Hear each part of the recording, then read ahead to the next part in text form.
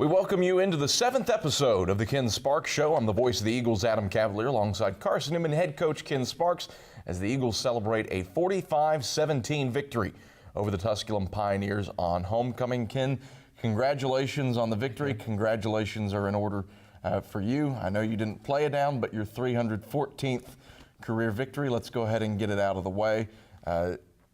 You are in 7th place now on the all-time wins list with Amos Alonzo Stagg and Roy Kidd. What's it mean to you to have been surrounded by a solid group of coaches and players throughout the years to make that possible?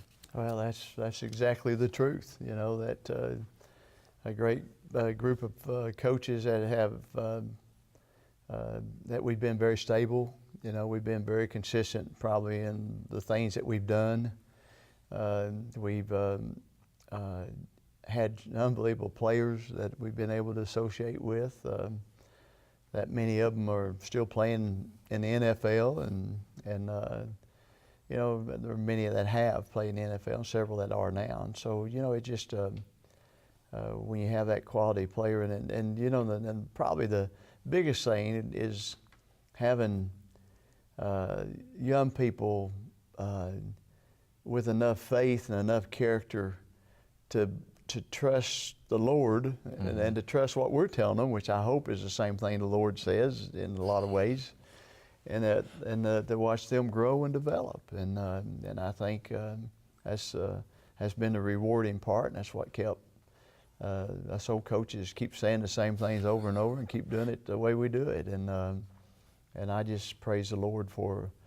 And I don't mean that lightly. I really do mean that. I just say thank you, Lord, for giving us the opportunity to impact lives. Yeah, when you say you're blessed, it's from the heart. No question. I mean, if I was on my own, you wouldn't say I was blessed. You'd be saying that there's a demon right there. And, you know, so apart from the Lord, I'm in trouble. So I'm just grateful for Him, and realize that very, very clearly. Because I've tried it without Him a few times.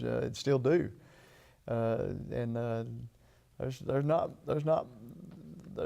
much power in Coach Sparks. I can tell you that right now. But there's some real power in the Lord. So I'm grateful. You often talk about players doing this little dance in their personal lives and with their faith, but also they did this dance on the field, it seemed like, and made some improvements against the Pioneers. Well, I thought we was a whole lot more consistent. I thought there was a whole lot more consistent urgency. And, you know, and I think that I thought our thinking was solid most of the time. I thought the way we responded to negative things was better. I thought the fact when we got a 2-touchdown lead, we didn't immediately make it a 1-touchdown lead. And all that was good. And so I was really excited to see how the kids responded. We'll break down the first half as Carson-Newman beats Tusculum on homecoming. That's when we get back after this on the Ken Sparks Show. Back on the Ken Sparks Show as Carson-Newman collects a 45-17 homecoming victory over the Tusculum Pioneers. I'm the voice of the Eagles, Adam Cavalier, alongside the Eagle headman, Ken Sparks. Ken, a shaky start of sorts, just because first half, between the two teams, 650 yards plus combined of total offense, but you managed to get the job done defensively when it matters most. And Tusculum, 4 trips inside your 50, only has 10 points to speak of it. What did you do when it got down to the nitty-gritty to slow down the Pioneers? Well, I think, you know, I think we made some plays. And, you know, we also, I think, picked up a fumble or two that half. And that certainly is something we've done pretty well this year as far as creating turnovers. And I think did we get 3 this ball game? You did. Your 5th game this season with at least 3 turnovers. That's great. And so I was a little concerned because they were moving it a little bit more than I wanted it. You know, when I saw the halftime statistics, I said, good gracious, I didn't realize we gave up that much and only gave up 10 points. And but the second half, we only give up 70, 75 yards except for the last drive. And I say except for the last drive. I still don't like that. Yeah. You know, but we had a lot of young kids in the ball game. I think we substituted a whole lot, and I think it made a big I was grateful for the fact that we got a chance to get some kids in the ball game. We haven't done that. We hadn't had the freedom to do that lately, so I was glad to get that. It's your first 600-yard game in terms of total offense since you played Tusculum last season. Is that right? Well, that's the first 600 this year. Yeah. What was clicking with especially your rushing attack, more than 500 yards on the ground? Well, we had a good mix first half. I think we threw the ball 11 or 12 times the first half and had some big third down completions. But it was, hey, I'm an artist. I'm drawing flies. Yeah. But it was a good ball game. We're grateful for it. You get two players that rush for more than 140. DeAndre Thomas has a career high, $182. Baker, his second consecutive game with more than 140. What was clicking? Well, you know, anytime you rush for yardage, you got some people up there doing some blocking, and you got some wideouts doing a good job. You got a lot of things happening. It takes 11 people to have a good rush, and so we even broke a couple of long ones, and so that means there's some people blocking downfield the whole work. So, just I think we had 11 people that were getting it done instead of having a breakdown like we've been having at the point of attack. We had some good things happen, and we had a group of kids that were pretty excited about playing Saturday. Carson-Newman has the lead at the break over the Pioneers, 21-10, and we take a look at the first half highlights. Pioneers already a lot of fire, a lot of fight evident between these two teams for the 43rd meeting of the oldest rivalry game in the state of Tennessee. For Carson-Newman in a scoreless game, Thomas takes the snap, gives left side, Baker gummed up initially, now sprints left, headed to the pylon, he's there, touchdown! Carson-Newman. Brandon Baker ran into a spot of bother as he tried the left side of the line, but then was able to kick it out and 10 from their own 31. Thomas under center, split backfield. Gives to Baker on the right side dive. Baker with a gaping hole. Baker, there's nobody within 10 yards of him. 30 to the 20. Baker inside the 10 to the goal line. Touchdown. Carson-Newman. Brandon Baker from 69 yards away has the longest rush of his career in his second 60-yard run of the season. Nobody was going to catch him. The Eagles 13, Tusculum 3 with 2:42 left in the first quarter. And that's what's been missing from Carson-Newman's attack over the last several weeks, has been that dive play that just busts for a big play. But there's only 3 points to show from it. Second down, 3 to go for Tusculum from the Carson-Newman 33. Cordell leaks a screen out right side to Funny. Funny gets jammed up by Greg Beauty. Ball's free. Beauty leaps on top of it at the 20. It's Carson-Newman's. Second down, 2 to go for the Eagles from the right hash at their own 40. Thomas takes the snap, runs left, fakes the pitch, he'll keep it. Thomas hurdles a defender in Tusculum territory at the 45. Ping-pongs off one at the 35 and gets down inside the 30 to the 28-yard line, knocked down by Bolton. What a run by DeAndre Thomas, 32 yards, a hop, a skip, a jump, a stiff arm. And the Eagles in business, leading 14-10. To the wide side right is Seward, 2 men to the short side left. Thomas under center, split backfield, takes the snap, runs right. Thomas into the boundary. 10-5. Thomas stumbling to the end zone. Touchdown, Carson-Newman. DeAndre Thomas knocked down the All-American linebacker Brian Alexander on his way to the end zone, and DeAndre Thomas, a 27-yard score to give the Eagles a 20-10 lead. 52 seconds left first half, 21-10 Eagles, trying to keep the 11-point advantage into the locker room. Trips wide out, short side right, Cordell's in the gun, Smith the tailback to his left on 3rd and 16 from the CN45. Cordell drops back to pass, ducks it, now loses the football, and Carson-Newman pounces on it. Emmanuel Orange was able to hop on it. Back at the 48 of Tusculum.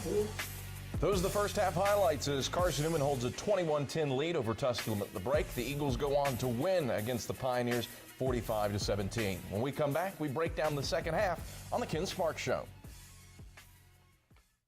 Back on the Ken Sparks Show as Carson-Newman tops Tusculum 45-17 on homecoming. Ken Sparks coaches in his 400th career game, and Ken's second half, pretty solid half of football. You only fail to score on your first and final drives of the half, 4 consecutive drives where you punch it in the end zone.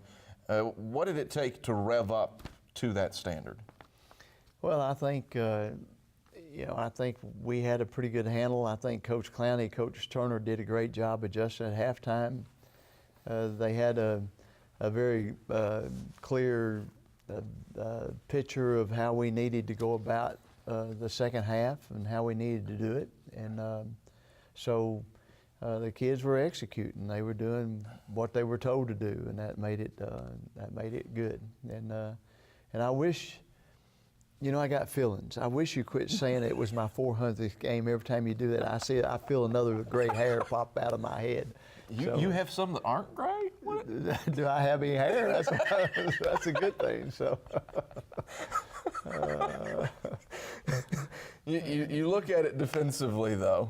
I don't think this gave you gray hair second half. No, it's great. You hold Tusculum after 300-plus yards total offense. First half, yes. 150 for the second half, but the better thing, only 82 outside of the final drive that the Pioneers scored on. Oh, it was great. And the thing that was exciting, I'll be honest with you, I make, after Coach Clowney and Coach Turner and all the coaches make their adjustments and talk to their groups, then I get to say a word before we go out. And I say, all right, guys, here's the plan. We're going out and take this second half kickoff.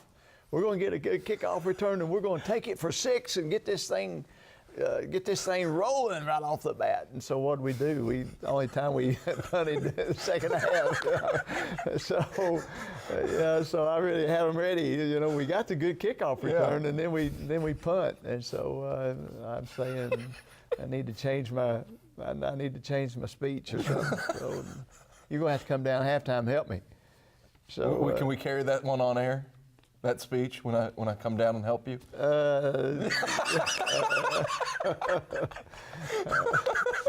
If you'll let me come up there and do something. That's fine. You can call the second half. We'll go 4 wide shotgun second half football. Then we would not have anybody come to the game and listen to the game after that. So. Real quick before we get to the second half highlights, I want to touch on Jacob Coleman. Career high 17 tackles. It's the second highest tackle output for a player in the last 15 years. Is that a fact? What was he doing to be in the right spot? Well, he was running hard. He was running fast, and he was getting to the football. And, of course, he could have had 20 because I remember, or maybe 19 because I remember at least 2 missed tackles he had in the first half. And it frustrated the dickens out of him, and I think he just raised his level. Now, Carson-Newman takes the homecoming victory over Tusculum 45-17. Here are the second half highlights. You got to start a fresh season of your life with a new shirt here. Now Tusculum kicks off deep to Trayshawn Ward, right hash mark at the goal line. Ward moving left into the boundary, breaks a tackle at the 30, sprinting far sideline, 40-50. Ward inside Tusculum territory, and he's finally knocked out of bounds at the 47-yard line by Iram Aiken. A 53-yard spurt for Trayshawn Ward. The all-time wins list with 314. Roy Kidd and Amos Alonzo Stagg. Here's 3rd and 13 for the Pioneers from their own 41. Ball on the left hash. Cordell's in the gun. Takes the shotgun snap. Pressure comes from the backside, and Cordell blitzed from behind by William Alderman. His second sack of the day. Alderman knocks him down back at the 35. Send him backwards 6 yards. Moving quickly, 1st and 10 from the Pioneer 15. Thomas takes the snap, keeps it around the right side. Thomas jets for 6. Touchdown, Carson-Newman. DeAndre Thomas runs the option with aplomb for a 15-yard score around the right side. The Eagles lead it 34-10 with 90 seconds left in the 3rd quarter. On the gun, 5 wide, 2 to the short side left, 3 men to the wide side right. Cordell steps backward, licks his fingertips, now takes the shotgun snap, waist tight. Blitz comes. Cordell lofts one, right sideline, leaping into the air. Dante Thomas, he picks it off. Dante Thomas sealed his man off Levine at the 5 on the near sideline, timed his jump perfectly, and the Eagles force their 3rd turnover of the game. Thomas under center, split backfield. Hibbett to the left, Douglas to the right. Wide out in each direction. Eagles run, dive to Hibbett. Hibbett shakes a defender at the 45, another at the 40. Hibbett in a foot race, 20 and 10. Nobody's going to catch him. Andy Hibbett, touchdown. Carson-Newman. Andy Hibbett. A 52-yard score is the longest of his career. And the Eagles have a 41-10 lead over Tusculum with 12:08 left in the 4th quarter.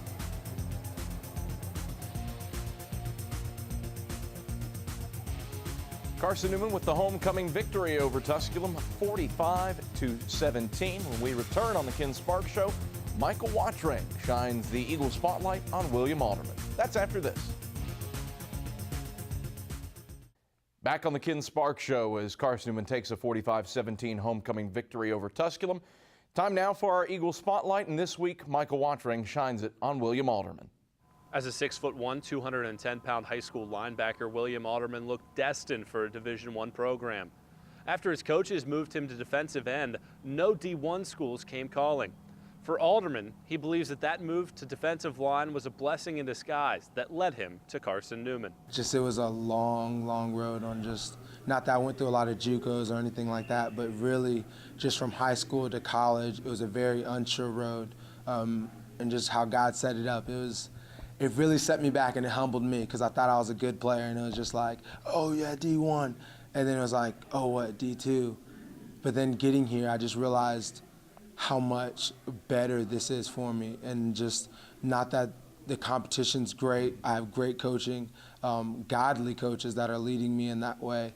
And also checking my spirit just every day when I step on the field, and more than just the spiritual side, but also making sure that I'm being a man and really pushing myself to the fullest I can physically and mentally, and also spiritually. And so this is definitely, I would have it no other way than to put on that Carson-Newman jersey every single weekend. In his 22nd season in Mossy Creek, defensive line coach Dan Redding said that Alderman is a great kid to be around that has tremendous influence on the other players. Will Alderman's a joy to coach. He enjoys the game. He's dedicated to it. He'll do anything in his power to get better at it. He brings an excitement and an enthusiasm. If you've been out there at 6 in the morning when we go to practice, he's hooping and hollering, he's screaming. He enjoys the game. And his leadership is very valuable to us. Walk onto the field for any Eagle football practice and you immediately recognize the player wearing number 4 in orange.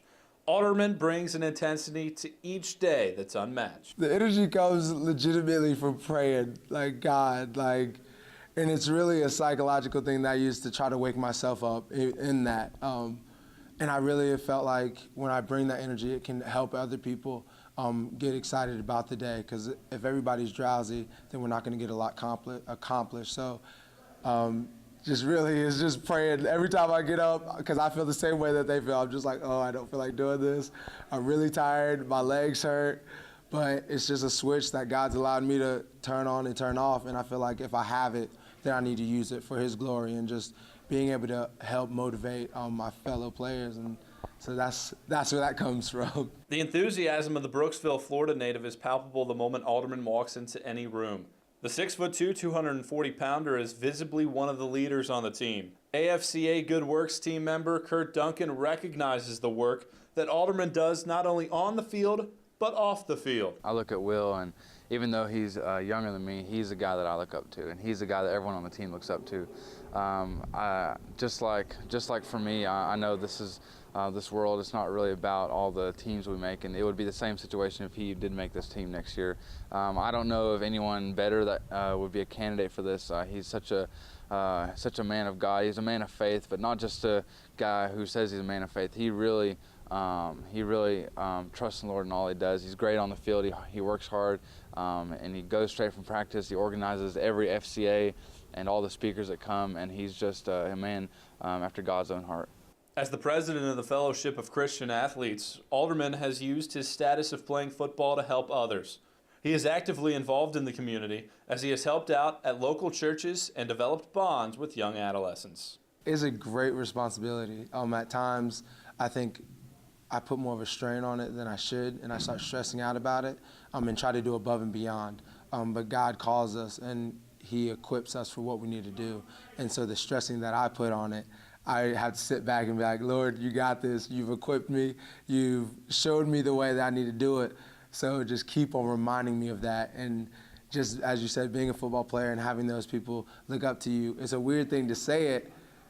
And then when you start realizing that, wow, these young kids really do look up to you. Just the other night, I was walking by a soccer game, and then this one young kid was kicking the ball, and he was just like, hey, do you play football at Carson-Newman? I was like, yeah. And just had a 2-second conversation with him, and just him and his friend were just like, just really lit up, and it really set me back and humbled me in saying that, wow, I really am in a position where kids look up to you, and you have to really be the man that you're calling yourself to be, and you can't fake it, because the eyes are on you. Alderman has learned a lot from his father about being a leader. He has used the things that his father taught him to make an impact on other people's lives on a daily basis.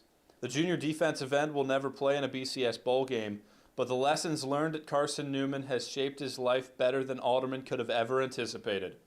For the Ken Sparks Show, I'm Michael Wottreng. Well, thank you, Michael. And Ken, William Alderman, a pretty special player. In a lot of different ways. Yeah. Not just, he's a special player because he's a special person. He got a special heart. And I love William Alderman. He probably brings as much leadership to our team as anybody we got. And so he's president of the FCA on campus. I don't know if that came out in what was, he probably didn't mention it, but he just a special young man. He might be one of the most upbeat people I've ever seen. Yeah, and he's been that way ever since he got here. He'll come out on the practice field and he'll immediately start hollering and prancing up down the field or turning cartwheels or something. Well, now we turn our attention to your next opponent. It's North Greenville. Starts a stretch run for you, 4 games left, 3 of which are on the road. North Greenville, a tough team, really just suffered their second Division II defeat the season last week to Mars. So what challenges do the Crusaders pose? Well, they've got speed. They have a good scheme. They're hungry to play well, and they're a very dangerous football team. Ken, pleasure as always. Congratulations on your 400th career game, 314th career victory, and always a pleasure. I appreciate it. Thank you. That is Carson-Newman head football coach Ken Sparks. I'm the voice of the Eagles, Adam Cavalier. This has been the Ken Sparks Show. Thanks for watching.